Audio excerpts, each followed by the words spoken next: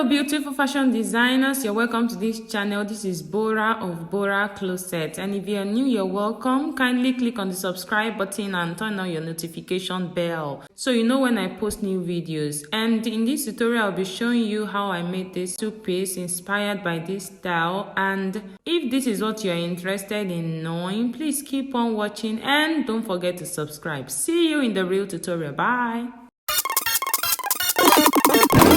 So I'll be using this fabric for this style. It's 2 trousers long, and I'll go ahead to fold the fabric for the trouser, which I'll be cutting out first. So on fold here I have 15 inches, which is just going to be enough for the front part of the trouser. The next thing is to measure the length I want for the trouser with my allowance. Don't forget to add your allowance. So that is what I'll be cutting out from this fabric so that it can just work with the fabric for the front part of the trouser. So I marked 44 inches for the length of the trouser together with the allowance that I'll be using for the trouser. And then I'm going to just cut it out like this. So to allow this fabric to stay put, I'm going to be holding it with this office pin and start putting my markings on the fabric. So I'll start by marking the starting point, and this part up there is going to be the allowance for joining the trouser to the band. So from that point that I already marked, I'm going to be marking the hip length, the crotch length, the thigh length, the knee length, and the ankle length. So those are the horizontal markings that I'm going to have on this fabric. So this is the hip length. So that is from your waist to your hip, and the crotch length, that is from your waist. You place the tape rule on your navel and then you take it to under your pubic area. So that is where your crotch length is. So my crotch length is 11 inches. My hip length is 8 inches. So those are the 2 lines I have now. Then I'm going to be marking my thigh length, which is 4 inches below my crotch length. And that's why I'm marking 15 inches for my thigh length. Now before I go to the other horizontal measurements, I want to put the hip width, like the round of my hip, divided by 4 inches, and that is what I've marked there right now. And I'll mark the same thing on my waistline. Then I'll connect these two with my ruler. I'll also extend the hip line, the width of that hip, to the crotch line. So I'll make a straight line just like that. So what I have measured out on the waist, hip, and crotch line now for the vertical measurement is my hip divided by 4. Now for the crotch length, I'm going to be dividing my hip into 4. That one that I measured 11, so I divided it into 4. And this remaining line, just watch what I'm doing. This remaining line, I'm going to be marking out what the divided by 4 is and add like 0.5 inches. So from that point is where I will draw that curve. That is what we go under my pubic area. So I'll be making a curve over here like this. So you draw that curve, connect from that hip line to the crotch length to make that curve. You will see that this is looking kind of like armhole. Yes, so that is what the point is. So that part is the part that we enter the pubic area. The next thing I'm doing is to put my waist measurement. My waist is 29 inches divided by 4, that is 7¼ inch. And I'm also going to add the that measurement to it, and I'll mark it out on this side. Whatever you have on that other side should be straight with what you have on the hip line. I'll be making a curve here. That is how I'm going to achieve the curve for the hip from the waist to the hip line. So from that marking on the waistline here, then you connect it to the hip line to make the hip curve. Sorry, I wanted to use the French curve, but eventually I decided to use my hand because it was not forming what I wanted. So I'm going to be dividing these lines into 2 from the crotch line all the way down. I'll divide what I have there into 2 and mark it down. I'm doing this so that I can have equal measurement on both sides from the crotch down to the ankle round. Now I'm going to be dividing my thigh into 4 and mark it on both sides of here. That is why I have space on both sides. The same thing is what I'll do for the knee length. I'm going to also be placing my knee round here, which is my knee round divided by 4, and I'll place it on both sides. It's supposed to be divided by 2 because I've divided this fabric into 2 from that crotch line just to have equal measurement on both sides. That's why I am dividing into 4 instead of into 2. And the ankle round also divided into 4. So you determine how free you want the trouser to be when you are measuring, and then you go ahead to connect all the lines. Now I can cut it out. So this is what I have after cutting. This is the front part of the trouser ready now. I'll go ahead to fold fabric for the back part of the trouser. After folding, I'll make sure I fold enough because this is where I'll be adding all the allowances that I did not add to the front.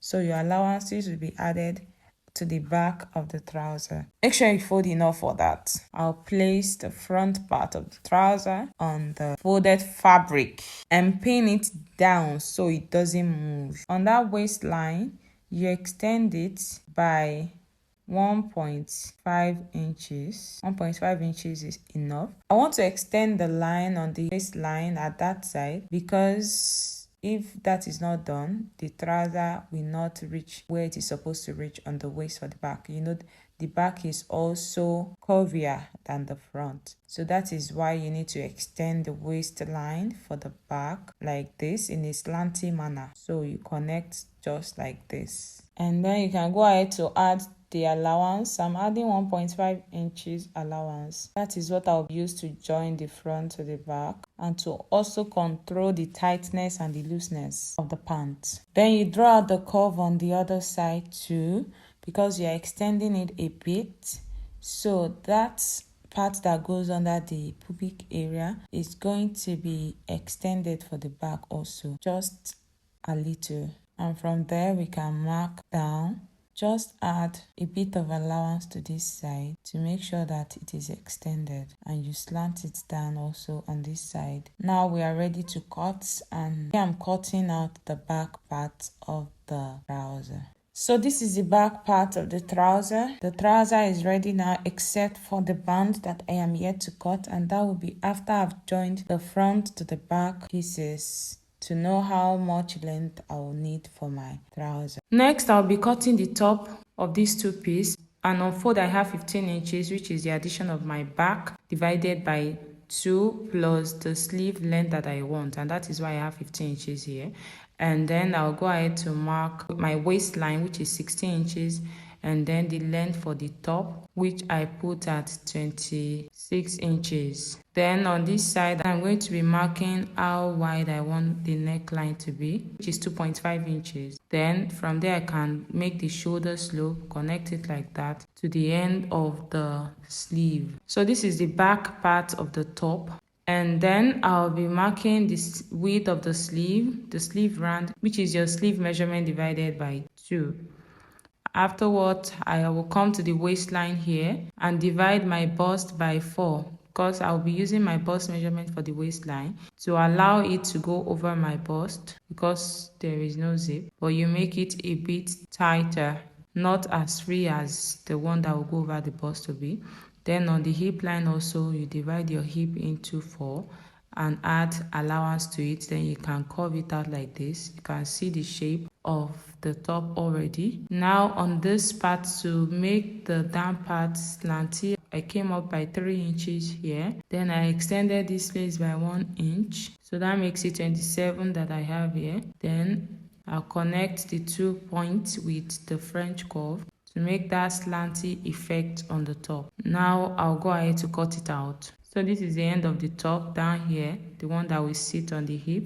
And this is the side of the top that I'm cutting out now, which is joined to the sleeve. This is the sleeve round part. And then I'm trimming this off because I'm not cutting out the shoulder slope yet. So for the front part of this dress, I'll be cutting it separately because I want to achieve that pattern effect on the front, which you saw in the dress. So the front has 2 patterns, the straight, the horizontal, and the vertical pattern. And this is the first one I'm cutting right here. I just added the joining allowance to it at that part. It's still the same thing that I cut for the back that I am cutting for the front. So this is the first piece for the front, and I'll be cutting the second piece. Look at how I'm placing the fabric on top of each other. One is horizontal, one is vertical. Depends on how you want it. Depends on which side you want the horizontal part to be and which side you want the vertical part to be. So this is how I did this one, and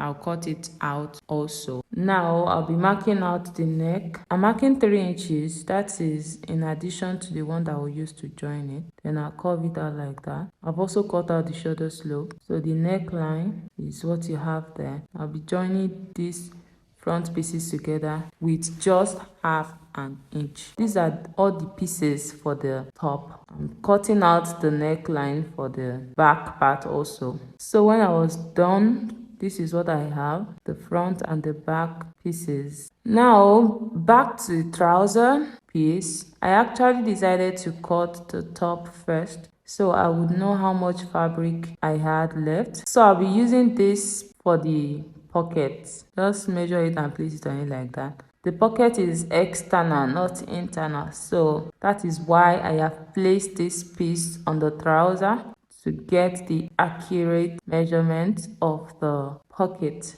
So just watch what I'm doing. I'm trying to create a curve, the one where the hand goes into for the pocket. Then I'll cut it out to create the curve. Then I'll flip it over to get the shape of the hip on the pocket. Now the two pockets are ready, one for one part and the other one for the other part. So this is how I'm going to fold this pocket on this trouser and sew it down. That hand part, I'm going to also fold it in. That place where the hand will enter through, I'm going to fold it in also. This is the second part of the front trouser. I'll also pin the pocket to it so that I can just hold them down on the machine. When I was done sewing them down, this is what I have already joined the two pieces of the trousers together also on the front, just like you can see here. So now I'll place the back part of the trouser on the front part and join them together on this side like that. When I was done joining the pieces of the trousers together, this is what I have. I already had the dart also. You measure your dart to the top of your hip line, which is like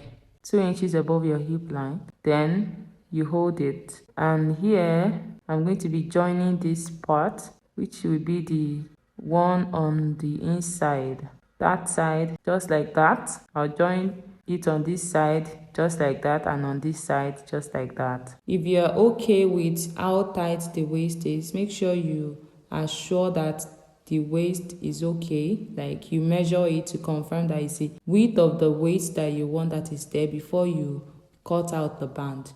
So I'll be cutting out the band with this and add extra inches for the one that will enter the zip allowance part. So this is what I have for the band. This is 5 inches, and then I can go ahead to place the band on the trouser. So this is the finished look of the trouser. Right on your screen, I folded the down part, and this is the band. I already attached the zip also to the back of the trouser.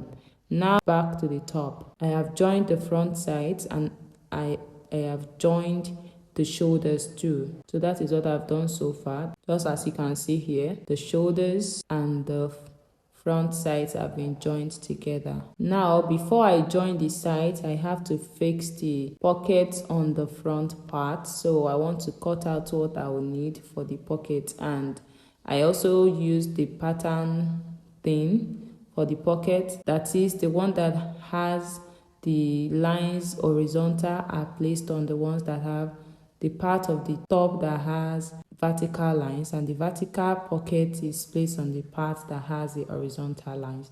So that is how I created this effect with this pattern fabric.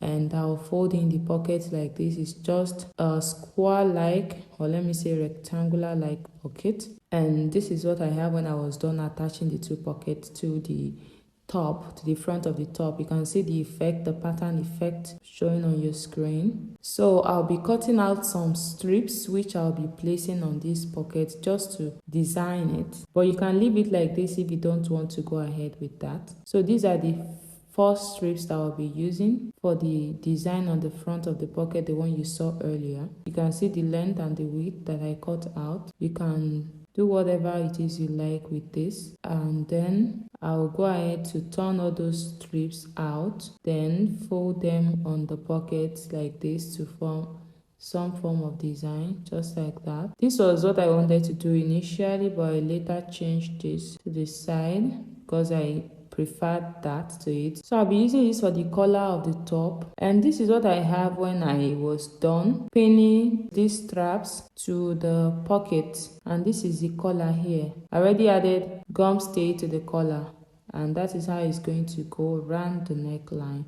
I measure the neckline before cutting, because if I don't do that, I might cut too much, or it might be lesser than the length I want. So now I can join the sides of the top. The top is almost done. What I'm left with is to join the sides. So from there, I'll join it down like that. I also join it on the other side. You can control the tightness here. If you added too much allowance, you can reduce it here and trim it out. And tada! This is the finished look of the top right here on your screen. It is so beautiful, and I love the color of this fabric. I think I'm in love with black and yellow. It's just coming out nice and bright. So this is the top and this is the trouser sitting right beside it. Just as simple as that.